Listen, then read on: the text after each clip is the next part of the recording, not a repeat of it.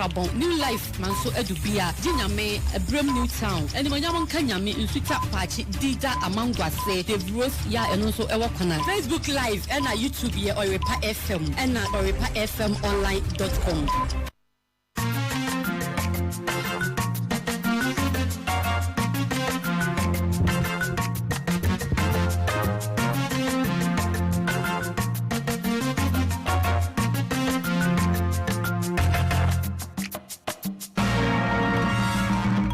Oyerepa News. Yamawache mu akwa baba Oyerepa FM 100.7 eso ene yekita won sabo so mene da etoso aduonu 9 24th July 2020 ebra so esekase ebo edi kan kra abra no nsin edi kan aboyi ye de ebra mo kasafidie yi so na minute aduonu ya eda ya nimu no ene ye ntena nsama ye de ba no de edi kan edi tie ne ye de beso mo sekase ebo eni animu ensam eni soafo ya ohesika samso ewura kenofori atenra nkoma woni atwitwe ye Ghana ha media budget no eja ye budu totu santi anopesu kakra wo no ye de ebesom so na enra bra wode ne nsam ni tu jana so hare na idrusu ya odadom kuma na no wa mra shebedwafi wo se we di azape ni ene na dum so afiri hono mu a ono akuro ya ene woka Ododio abatu ompesua so no opani yo ya mrahye bedwani wo ho kasa no wo kyeremu se ya wo bi anaso obi awu a ye kwotworo ni din won krata mu no e wo sampani forma aso ye no ye hye wo mu kutu pane ye hye wo mu enema mu nyina kina manema ewie peye ye be ko South Africa mamu mampani Cyril Ramaphosa e kire se ye tutu school mu kakra ene China mamu so mpani fo kyeremu a na America fo aso ye wo omobro no ba akwo so no e wo mo betum e sanse se de aburo ye ne sa na dokono ebeye Oyerepa Radio Facebook Oyerepa Radio anasa Oyerepa News ubetimi ahwe afiri hono mo Korea na asemu medin e de krobia azate menimini aba Mame Efia Nyako ensamni tiremu yatu abwase emfa emamo enra ma futu safo ewura kedofori ata kopiem brahye bedwamu na finimfinfi no akombasika budget no na je kobiebie na niso kakra media budget nkomo no de mati bia fiti enra yabobom bia se de egusu ade emamo no ano eja ebububu tototo nti nanso aye to aso de amamyi ensem ni bi etese coronavirus ba ya pom de adwumayefo wo kire se ebinom de wo nkwa ato akire pa ubu onu mu a ugina so ye adwuma no anu ate ade ni bitim no ato ara no wansi adu ni madokotafo a sabere ade no ekuma mu wo mayi mu eno na wo kire se angro adum abani hihye ne ade nti no be se 10 million Ghana cedis bi a yade ba behwe eya isi achi ba insurance bi ama frontline workers na ntitru eye adokotafo no kire se wo se wo ma ye bi ene apomdim mu adwumayefo a omsuso eka ho yenti no. Mr. Speaker, in motivating health personnel, government has provided a life insurance package of 10 million Ghana cedis for those directly involved in surveillance, case management, laboratory, and all other health and RI personnel who get infected.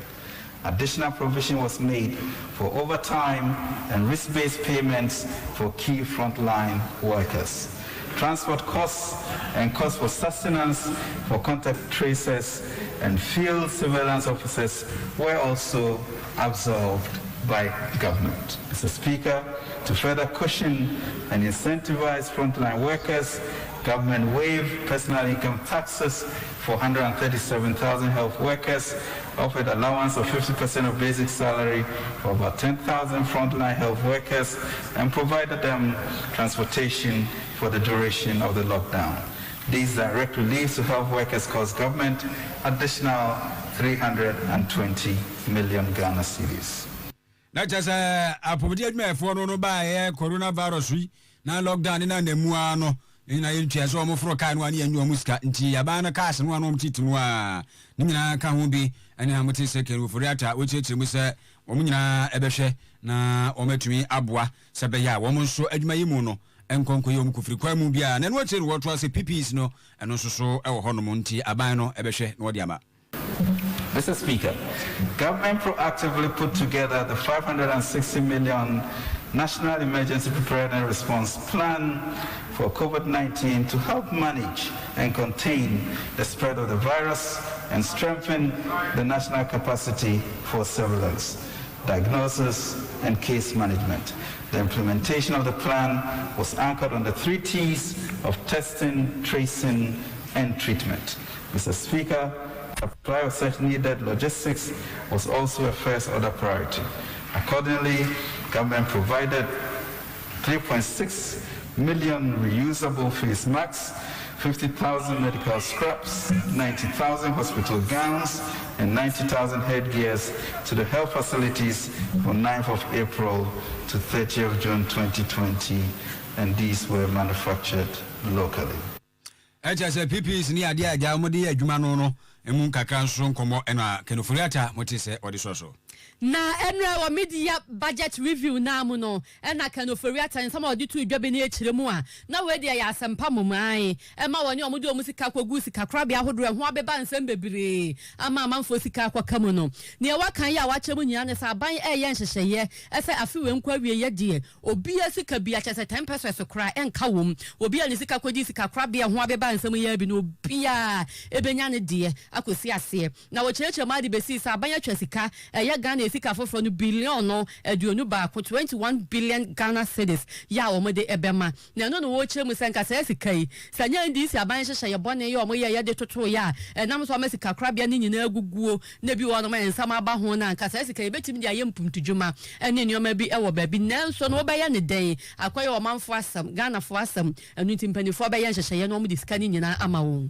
As a result of mismanagement, depositors' funds had been locked up with no hope that these depositors could access their own funds. The authorities, with foresight and appreciation of the role of the banking financial sector to any economy, especially to oil the engine of the private sector, introduced painful but unavoidable reforms to clean up the mess inherited from the previous government. Timely intervention under this administration resulted in the saving of these locked up funds in failed banks. This was a sovereign but necessary action that in total is costing the state, Mr. Speaker, in excess of 21 billion of taxpayers' money.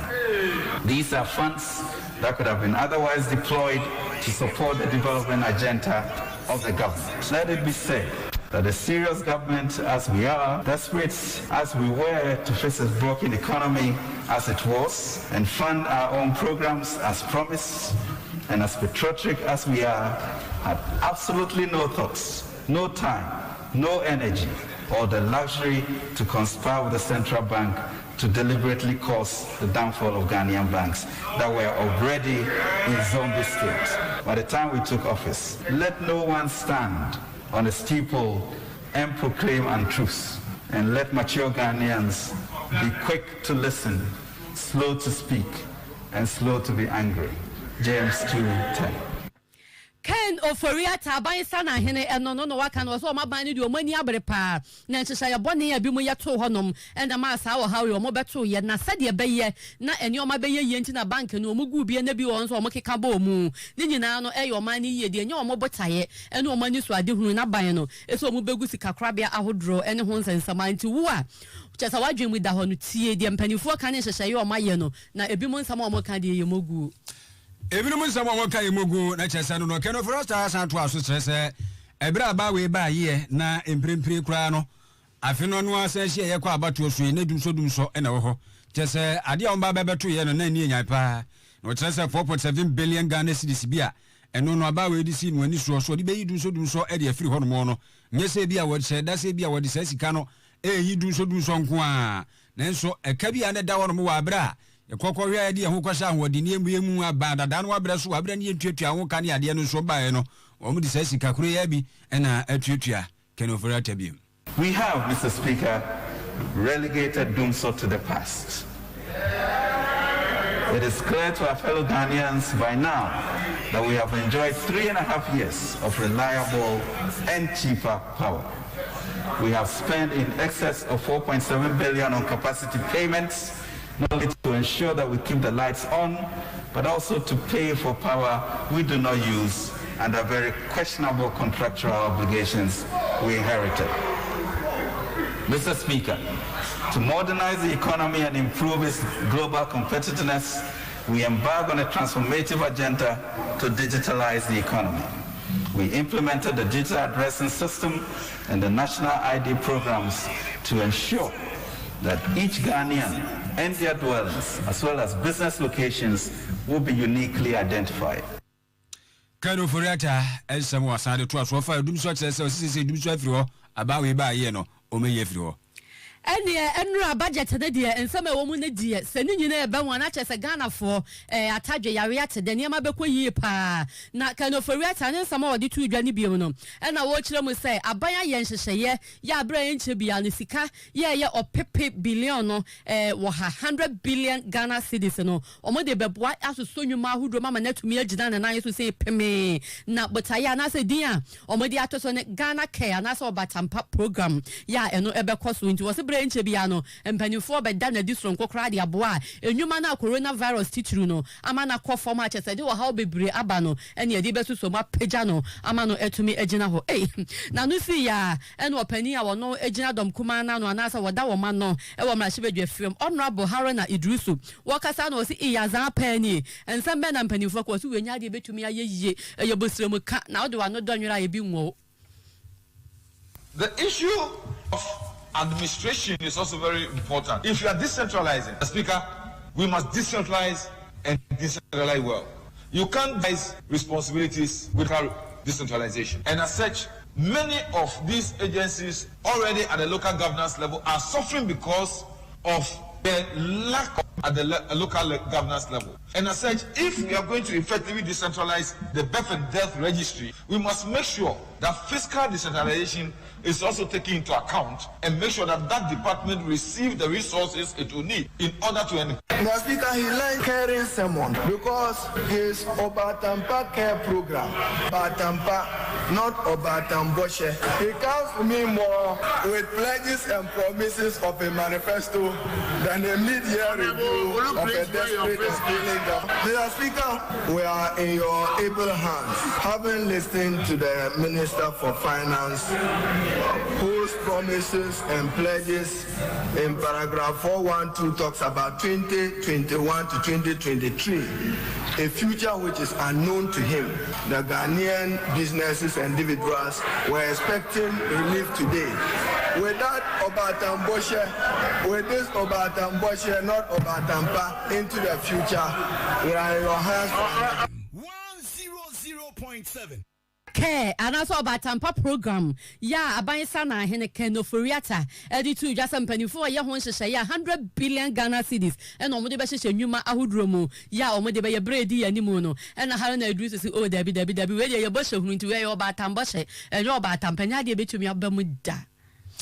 Enti mem nti abusia ono so na dwen eno do. Waju ya say Facebook no ye sori ye bripe be kin card ya ma Oyerepa radio ye nto aso ne TC ensem fufuru ye hwa kwan so wonsam kakra eja se atutom kopiemu wo otafo mansi ni mu a ene honorable Alfred Obi wusu on na ye mapani krache wo se MPP ababa ye no itra ye pa mo no so na pensu na kwan de ye no kure nyankopon ne bonsam atiko aba no eboa wo no ne mpatam ayi ya kwan de wo so oguso pa we di sem tudwa na kire se o ka janse wonu a kwakwasi pon patem ho no ene ba se kwasi be se na bia kwan ya da ho o mo henu magusu ntimpanifo de sokobo fo mo a ho ena honorable Alfred Obi usudi sem tudwa eye MPP a edikan ye nyina ye ni ye se oba tafo ene ne mpotem a na traffic wa ha ni pa nanso o hwe MPP a amemwo ene na aban a e ba ya link roads ahodo a e wa ha no nyina no eye ade a yetimi aye na enam so amasamre no traffic ahodo e wa ha no nyina no reduce drastically wona me be ya adwen national cake ya na adodankwa ekufuado ene na aban eye no tafodi ye nyam chefa kese pa ya de asida emma His Excellency the President Nana Adodankwa Ekufuado. NC Ghana secondary cities, 25 assemblies, of which Tafo and so a part of it. Yes, and so a fine and now so a traffic asama ye king. Yahuni yes, see your bypass route, your link routes are a bebuaye. Na said your Tibiano, MPP, a ban a wadi, MPP a ban a man for home. Nana Adodankwa Ekufuado. 7th December was a Yokoto Aba. MPP and then Nana Adodankwa Ekufuado and then the parliamentary candidate elects na ewo o my Ghana mu etiano no na penny ya Gold Print Company Limited ya project ya na se dwumadi hye won sa wo ye ni owura Isaac Osunso kire se adwuma na so pa nto manfo mwa won no muntimi enwie ni brim. Oh dear, ye vampire said the same couple of years holding. Na fe amanfo water for krum nyina de omo support the support am ya kwan no. Isenji ze kwan bi o ha bebi wan na mo bi kwan no. Na se o twene ho kakra. ni nyina no se anto ebo ase amwa na ye he ya na me kwan ye ko akiri kakra eno nti ya ho di mu nim die mu enu se preparation no na se nkomo me de ma bi kakra kakra ya ntwen because ya be sha se no kire nya se anase ahoden a yanya se de be kwan no eno nti ya ready say ye kwan no amna ye wie no breast contract no my 8 months 9 months say see wie na mum no ye be say be wi ansa na 9 months community no de extra na mum wa aye because kwan we no be bo community ni yie pa street light or so nti be ya amna ye fe amna hyenyame no monyo na ni na so tafo hene se na ni agye papa na agyen frempon ya woto so mienu akire di so akra ebusa eno no yemfa mpem we na yemko ye nanim ma meto so ya de pem ho enkran ya na ye san akona enkran asam no efa obi a ho ene fa mantam bia mansin bia no krosini bia eho mra hye bedwani ya wogina ho ma odododio abato mpesua so honorable Edwin Vanderpoy okasa na ni nyina ya mpanimfo nhyehye ye omo se se ya wo obi anase obi awuo no ni din ne ho nsama ye kruche gu nkrata emu aseye ye birth and death offices anase registry office no na wo chemu se sampanimfo se ye de be komantam ne mansin hudoma ya sempapa ya se beboa ama nipa dodo na se bia enko obi birth certificate no obi kwaya se kuma se regional office na abekwa enkwankran ya print mra na adi mre bebre ya na ha adwen nenti ne wo kan se ye kasa de na ye mfa nwumto huru nkwa ba sa sore dem sampanimfo ya san hyehye ye we omo nhwe ese offices ni nyina akade ene niema ebema sa abotaye we atumi abamu no ye betimi de aka ho ene ba ne sa na ne pemu no na sa abotaye ampanimfo enya ya nti omo pese omo decentralize no na ebetumi aboa pa na ewie peye. The issue of administration is also very important. If you are decentralizing, Speaker, we must decentralize and decentralize well. You can't devise responsibilities without decentralization. And as such, many of these agencies already at the local governance level are suffering because of the lack of at the local governance level. And as such, if we are going to effectively decentralize the birth and death registry, we must make sure that fiscal decentralization is also taken into account and make sure that that department receives the resources it will need in order to enhance its activities. We wouldn't want them to go there and they won't have the resources and they'll be sitting there and they can't do the work they are supposed to do. That's why in our deliberations, we even talk about the fact that in passing this bill, we must look at keeping 50% their IGF to them in order to enable them do their activities.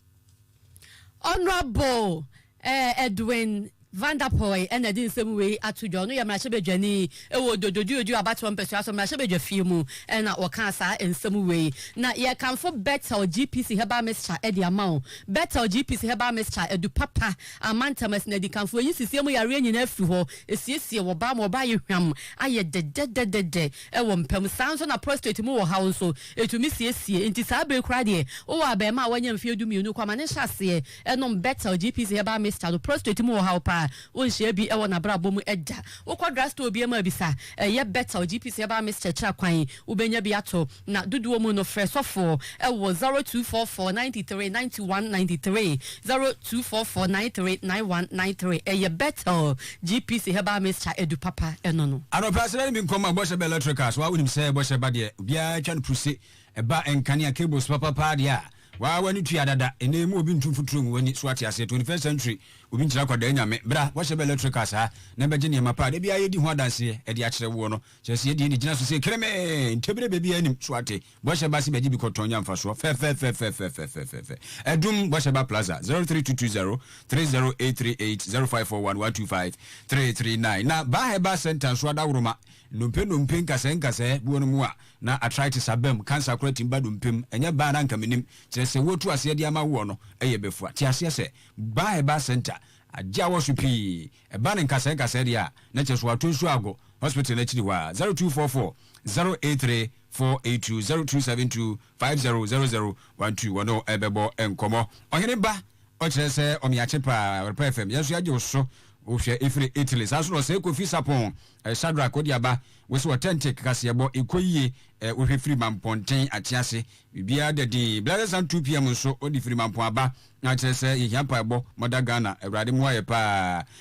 adwobia aka o de me de better menkan na mama mu aye so e wo hantia na wo so wakan why aha Crespo di frifufu ene baaye na se de awurade ase pa se wode mampani wo ni so ade hunu adom ye ni akochari tiaro shatter the whole Ghana we se wo hwe na kase no ekuyi pa ne anopa uchi awbia na hantia no mama yem konko fama so ye wie e wo China memu na ni nyina ne se na watwe ya mu no ye benada ni mu na wo Washington DC ya eno wa America memu ampanifo ahye se China fo anamusia so ye ho no no mutum ni nya ye coronavirus ho nsensem ya akofa nchinwa so aba China ene America fo no entem a ene se ye nkwada nsore nkwate a China fo nso asama mo kan so omukura ye chindu embota mu nso no eno de ene America fo nso aso ye ho no no nso ntum na chese eno de akwaye said we are ye no sana ensuo beye enu nti no mo se America for to omo die ma omo so ntum omo mpe brebre ni amane bia na chese ho nsem eno no na South Africa memo Cyril Ramaphosa mampani samo wo kanyina ne se coronavirus nti abusumi wo mi ne de toso aduonu nsu ye wo mo tutu suku mu kakra nyankropon adoma abusumi bewuram ne de toso aduonu nan no breso anase hu kokonya so so bia wo bebie sisi coronavirus no se di si kum ni patototo South Africa ni nimsa mama ya esi so ne kum ni patoto America ne di kan South Africa to aso ne Brazil ne wo mo maka nyina nti ayehu pa nti amane ba anope yensa aka eno no of Clement aba wa bana sports tidbit we pe kwadwo antoa Oyerepa breakfast show Korea na se mu bidi de krobia asante mene mame efia nyako na area pam to bremo beto Oyerepa Kase enka be damase ema monity ya adehye Oyerepa FM 100.